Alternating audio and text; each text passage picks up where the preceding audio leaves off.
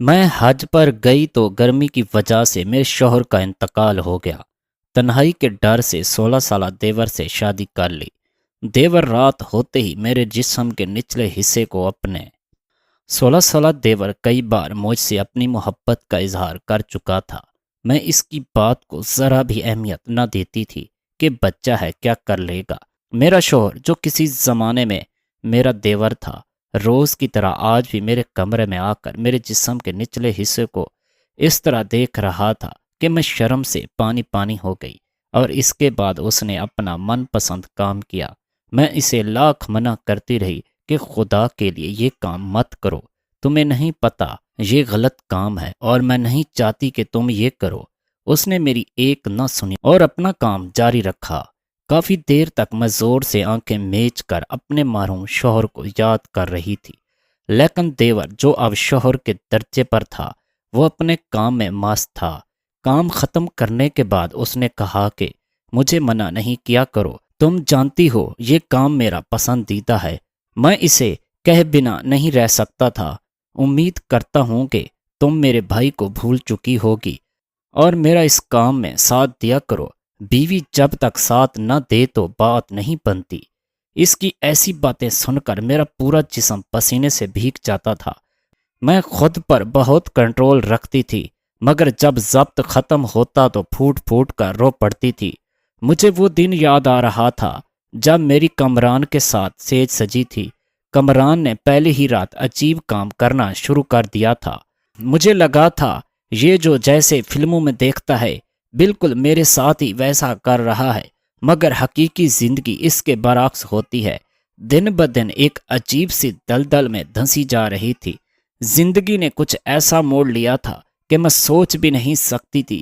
یہ گناہ ہوتے ہوئے اب مجھ سے دیکھا نہیں جا رہا تھا، مگر میں جب بھی اپنے شوہر کو منع کرتی تو وہ مجھے جھڑک دیتا۔ میری شادی کو تقریباً 8 سال ہو چکے تھے۔ شادی کے بعد ہی میری ساس نے اپنے آخری بچے یعنی میرے دیور کو جنم دیا تھا۔ پہلی عورتیں عمر کے آخری حصے تک بچے پیدا کرتی تھی۔ میری ساس نے بھی اپنا 7ویں بچے کو جنم تقریباً بڑھاپے میں ہی دیا تھا، مگر خدا کی کرنی ایسی ہوئی کہ دیور کے جنم کے بعد ساس بیمار پڑ گئی اور اپنے بچے کی دیکھ بھال تک نہ کر سکی۔ سارا دن دیور روتا رہتا، کبھی بھوک سے بلکتا رہتا۔ مجھ سے چھوٹے بچے کا رونا دیکھا نہیں جاتا تھا، تبھی اس کو پالنے کی ذمہ داری لے بیٹھی۔ میری ساس اس عمل سے بہت خوش ہوئی تھی۔ وہ تو میرے صدقے واری جاتی تھکتی نہیں تھی۔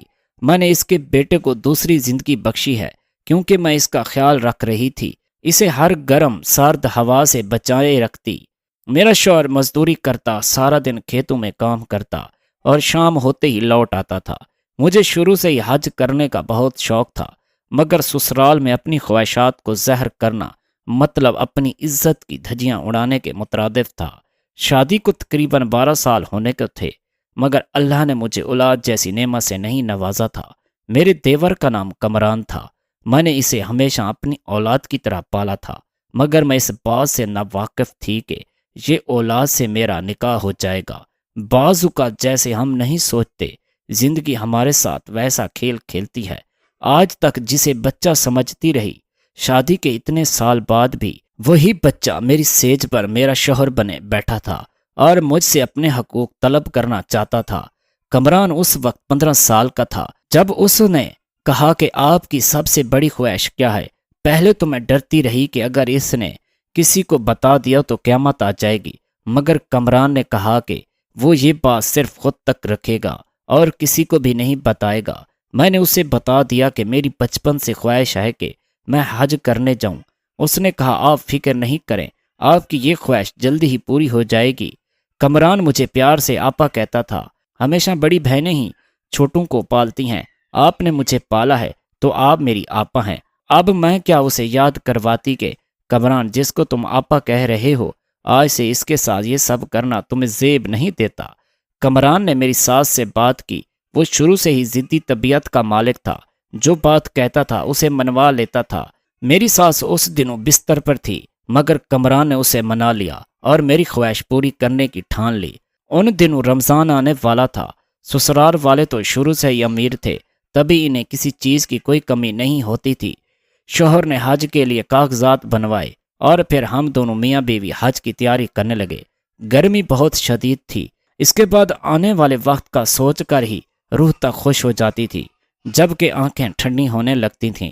کمران میرے جانے کا سن کر جہاں خوش ہوا تھا وہیں بہت اداس ہی ہو گیا تھا اور کہنے لگا کہ آپا، آپ کے بغیر یہ گھر ویران ہو جائے گا، مجھے تو آپ کو دیکھے بنا سکون ہی نہیں ملتا۔ میں نے اسے کافی سمجھایا کہ فکر نہ کرو، کچھ دنوں کی تو بات ہے، میں واپس آ جاؤں گی۔ میں نے اسے کافی دلاسا دیا، لیکن میں جانتی تھی کہ وہ میرے جانے پر بہت زیادہ دکھی ہے۔ جس وقت کے لیے میں نے اتنے برسوں انتظار کیا تھا وہ گھڑی آ چکی تھی اور میں سعودیہ کی زمین پر قدم رکھ چکی تھی۔ حج کرنے ہم دونوں میاں بیوی آئے تھے۔ میں روز کمران سے فون پر بات کرتی تھی۔ اکثر میرے شوہر ذیشان کو بہت غصہ آتا تھا کہ میں ان کا وقت ذیشان کو ہی دیتی ہوں۔ مکہ میں ہر طرف حاجی ہی حاجی تھے، یہاں کوئی کسی سے کم تر یا اعلیٰ نہیں تھا، سب کی صرف اپنی ہی منزل تھی اور وہ تھی کعبہ۔ سب کی زبانوں پر ایک ہی ورد جاری تھا، ہر کوئی اپنے رب سے معافی مانگ رہا تھا، اپنے گناہوں پر شرمندہ تھا۔ میں اور کمران بھی جب کہ حج کی حدود میں داخل ہوئے تو ایسا محسوس ہوا جیسے ہماری دنیا ہی بدل گئی۔ حج کے اس موقع پر سب کو بس ایک ہی لالچ تھا کہ وہ ایک دوسرے سے بڑھ کر اللہ تعالیٰ کی یاد میں سجدے کرے اور رو رو کر اپنے گناہوں کی معافی مانگے۔ میں اپنے شوہر کے ساتھ تھی اور میرا شوہر میرا بہت زیادہ خیال رکھ رہا تھا۔ یہاں پاکستانی عورتیں زیادہ برقعے میں ہی ہوتی ہیں، ہر کسی نے برقع پہنا ہوا تھا، ہر طرف رش تھا کہ اچانک میرے شوہر کا ہاتھ مجھ سے چھوٹ گیا اور ہم ایک دوسرے سے الگ ہو گئے۔ گرمی بھی بہت زیادہ تھی۔ میں اپنے شوہر کو ڈھونڈنے کی بہت کوشش کی، لیکن وہ مجھے کہیں پر بھی نہیں ملا۔ وہاں سیکورٹی گارڈ کی مدد سے میں نے اپنے شوہر کا پتہ لگانے کی کوشش کی، مگر ناکام رہی۔ انجان ملک میں بے یار و مددگار تھی، سوائے رب کے کوئی سہارا نہیں تھا۔ 3 دن بعد مجھے خبر ملی کہ میرا شوہر موت کی نیند سو چکا ہے۔ یہ خبر ایسی تھی کہ میں ٹوٹ گئی۔ جب پاکستان خبر پہنچی تو قیامت سی آ گئی۔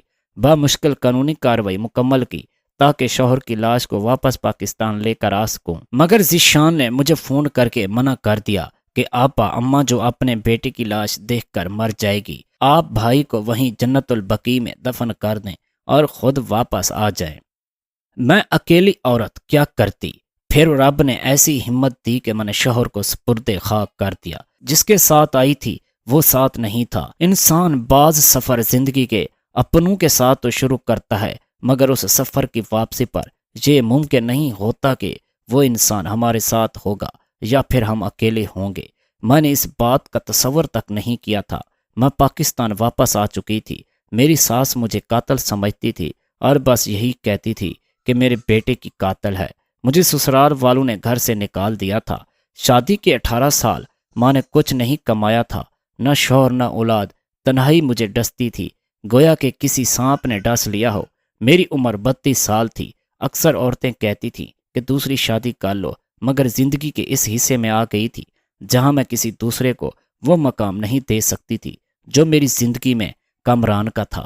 ایک دن میں ایسے ہی گھر بیٹھی تھی کہ میرا دیور ذیشان آ گیا۔ اس نے مجھ سے ایسی بات کہی کہ میرے قدموں تلے سے زمین نکل گئی۔ میں سوچ بھی نہیں سکتی تھی کہ وہ مجھ سے اس طرح کی بات کر سکتا ہے۔ اس نے مجھے کہا کہ بھابھی، میں چاہتا ہوں کہ آپ مجھ سے نکاح کر لیں۔ میں جانتا ہوں کہ یہ بات غلط ہے، لیکن امی بہت بیمار رہتی ہیں، میں آپ کو اکیلے نہیں چھوڑ سکتا۔ میں یہ بات سنتے ہی بہت غصے میں آ گئی تھی۔ میں نے اسے فوراً کہا کہ میرے گھر سے دفع ہو جاؤ اور آج کے بعد مجھ سے ایسی بات کرنے کی جرت بھی نہ کرنا۔ ذیشان اپنی بات پر قائم رہا اور کچھ دنوں کے بعد ہی وہ میری ساس کے ساتھ میرا رشتہ مانگنے کے لیے آ گیا۔ میں نے امی تک یہ بات نہ جانے دی اور میں نے پہلے ہی اس کو صاف منع کر دیا کیونکہ میری اور اس کی عمر میں بہت فرق تھا۔ میری عمر 32 سال تھی جبکہ اس کی عمر 16 سال تھی، اور میں نے تو آج تک اسے اپنا بیٹا بھائی اور دیور ہی سمجھا تھا۔ ذیشان سے نکاح یہ سوچ کر ہی میری روح فنا ہو گئی تھی۔ جب میری ماں تک یہ بات پہنچی اس نے کہا، بیٹا اتنے اچھے لوگ ہیں، تم نے 18 سال وہاں گزارے ہیں اور کھاتے پیتے لوگ ہیں، تمہیں وہاں پر کسی قسم کی کوئی پریشانی نہیں ہوگی۔ آج تک تم بے اولاد ہو، یہ تانا بھی کسی نے نہیں دیا، تم ذیشان کے ساتھ شادی کر لو۔ انہوں نے اپنا دوپٹہ اتار کر میرے قدموں میں رکھ دی اور مجھ سے التجا کی کہ میں یہ شادی کر لوں۔ مشرقی عورتیں اپنی اولاد پر اس طرح ہی دباؤ ڈالتی ہیں، جب ان سے کوئی بات نہیں بنتی تو باپ اپنی پگڑی یا پھر ماں اپنا دوپٹہ قدموں میں ڈال دیتی ہے کہ انسان بہت زیادہ مجبور ہو جاتا ہے، جیسے اسے کچھ بھی سمجھ نہیں آتی کہ وہ اب کیا کرے، کس طرح سے اپنی بات منوائے۔ مجھے وہ دن یاد آ گیا جب ذیشان نے مجھ سے اپنی محبت کا اظہار کیا تھا، لیکن میں اس بات سے ناواقف تھی کہ قدرت میرے ساتھ اس طرح کا بھی مذاق کر سکتی ہے۔ جسے میں بچہ سمجھتی رہی وہ میرا شوہر بن بیٹھے گا۔ میری اور ذیشان کی عمر میں بہت زیادہ فرق تھا۔ مجھے یہی ڈر تھا کہ ہر کوئی باتیں سنائے گا، لیکن سسرال والوں کو پرواہ نہیں تھی۔ میں یہ بات بھی جانتی تھی کہ ذیشان میرے ہاتھوں میں پلا بڑا ہے، جس کو میں نے اپنے ہاتھوں سے پالا پوسا تھا، اس سے شادی کرنا بہت معیوب تھا۔ ذیشان، خدا کے لیے یہ کام مت کرو، تم روز اس طرح سے میری تذلیل کرتے ہو، مجھے ذرا بھی اچھا نہیں لگتا۔ تمہیں میں نے کتنی دفعہ منع کیا ہے کہ یہ بات غلط ہے۔ اس کا روزمرہ کا معمول تھا کہ وہ اپنا من پسند کام کرتا تھا۔ میری عادت تھی کہ میں اسے ذیشان بیٹا کہہ کر پکارتی تھی۔ عادت انسان سے بہت دیر بعد چھوٹتی ہے۔ مجھے بھی اس عادت کے ہاتھوں کئی بار شرمندہ ہونا پڑا تھا۔ آج میں سارا دن اپنے بستر پر پڑی ہوئی تھی۔ میرے جسم کے نچلے حصے کو ذیشان مجھے بتاتے ہوئے بھی شرم آ رہی تھی۔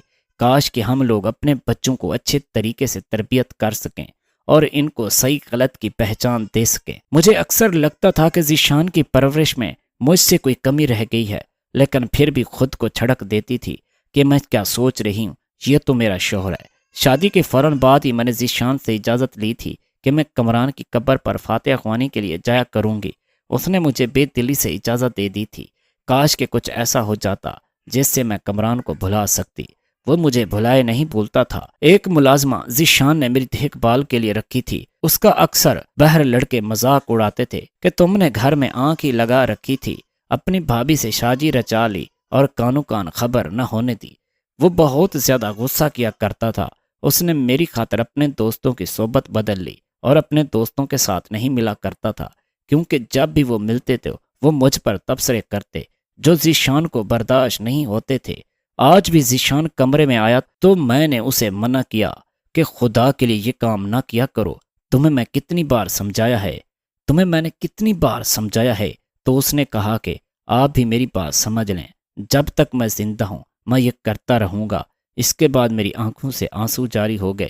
میں نے اپنی ٹانگوں کی طرف دیکھا، جو مجھے وہ دن یاد آنے لگے جب میں اپنی ٹانگوں پر صحیح سلامت چلتی پھرتی تھی۔